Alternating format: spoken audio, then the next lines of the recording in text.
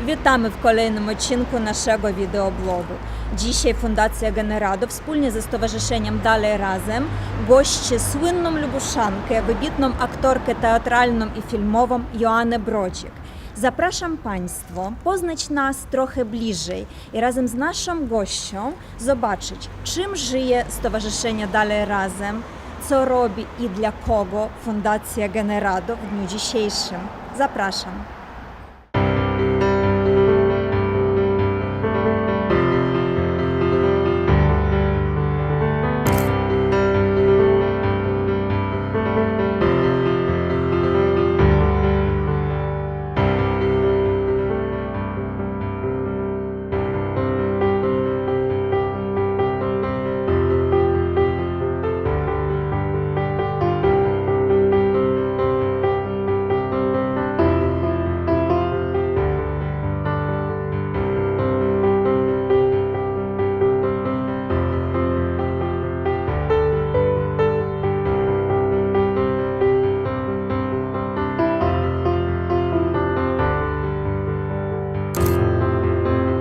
Teraz mamy na ten moment 7 grup dzieci z autyzmem. Tak jak tutaj byliście. Takich czteroosobowych lub trzyosobowych. Bo tak, jak otwieraliśmy przedszkole, to z myślą taką, bo rodzice mówili, że ich dzieci nie radzą sobie w przedszkolach takich masowych. Że albo codziennie wysłuchują, jak one to krzyczały i wszystko zdemolowały, albo sobie przemykały, gdzieś tam w końcu się bawiły. No więc postanowiliśmy, że zrobimy coś takiego innowacyjnego, że nie będziemy dzieciaków wrzucać na głęboką wodę, tylko zrobimy im takie dwie grupy, gdzie mogą się integrować, ale najpierw w tych małych grupach uczą się wszystkiego, co jest potrzebne do Co jest niezbędne, czyli tak, jedzenia, komunikacji, komunikowania się itd.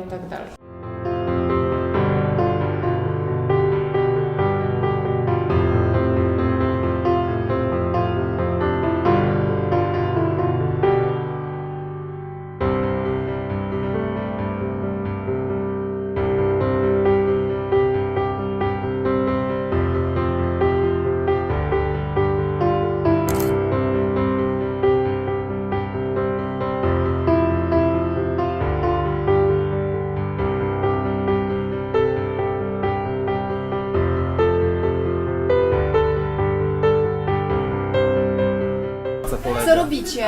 Gryczany. Justynian teraz waży. Zaraz będę zanosić to do magazynu. I to już są paczki porobione, tak? Wybieram polszych gryczano-bezglutenowych dla osób chorych na celiaki albo osób, które po prostu Mają lubią dietę jeść. bezglutenową.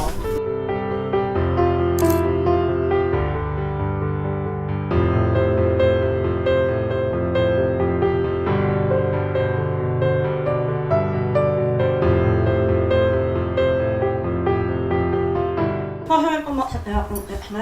Tak jak widać tutaj na półce i pokazywałam tu pani. Te pomoce są pomysłem naszych terapeutów. Czyli to, co oni potrzebują, okazało się, że jest również potrzebne w Polsce. Te pomoce wykonywane są przez osoby bezpośrednie.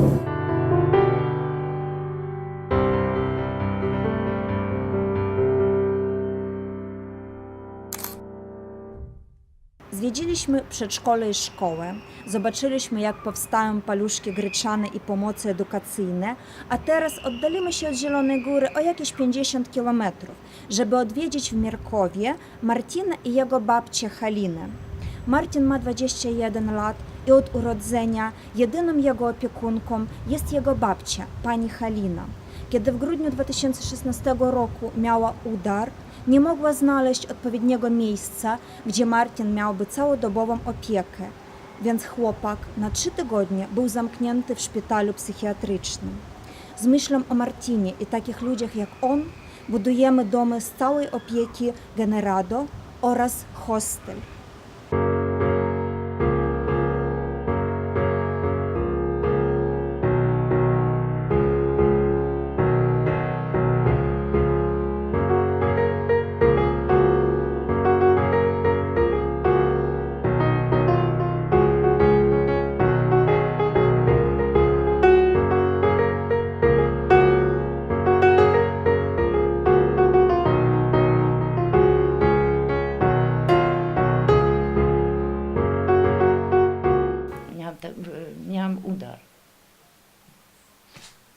Ale jeszcze dam radę Martinowi zrobić śniadanie, wyprawić go do szkoły, A gdzie on będzie do szkoły? do Lubska, do Do specjalnej. specjalnej, do Lubska. No. Mhm. Poszłam otworzyć okno i spadłam, z krzesełko weszłam i spadłam, się przewróciłam. Do opieki zgłosiłam, ale podpowiedziała mi pani doktor, nie, że do Ciborza, żebym dała. A myśli Pani, że Martin jest w stanie mieszkać w samodzielnym domu? Sam W takim, w którym będzie terapeuta, w którym będzie opiekun?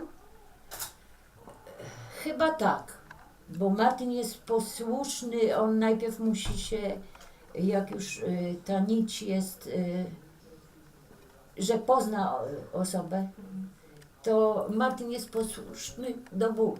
W czym jest dobre? W czym? Pilnować coś.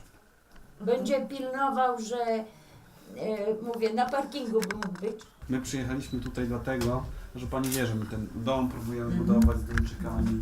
No i następny nasz krok to chcemy ten hostel najpierw, tak? Czyli takie miejsce, gdzie ktoś potrzebuje pójść do lekarza czy do szpitala, to żeby mógł z czystym sumieniem. Albo pojechać na urlop. Albo pojechać na urlop. Albo pojechać na urlop, albo odwiedzić przyjaciółkę, albo po prostu zamknąć się w domu i tydzień pospać. W życiu nie byłam nigdzie. Pani Halinko, my z Sebastianem i moją przyjaciółką Karoliną i z poznanymi dzisiaj dziewczynami będziemy myśleli o tym, jak zapleść swoje możliwości, żeby podnieść skuteczność tego działania. No, Pani musi o siebie dbać, o zdrowie, bo jeszcze będzie Pani długo potrzebna. Wiem, że jeszcze muszę, ale czasami już nie mam. Nie mam siły. Dzielna z Pani facetka. I tak trzymać. No jeszcze trochę muszę. No.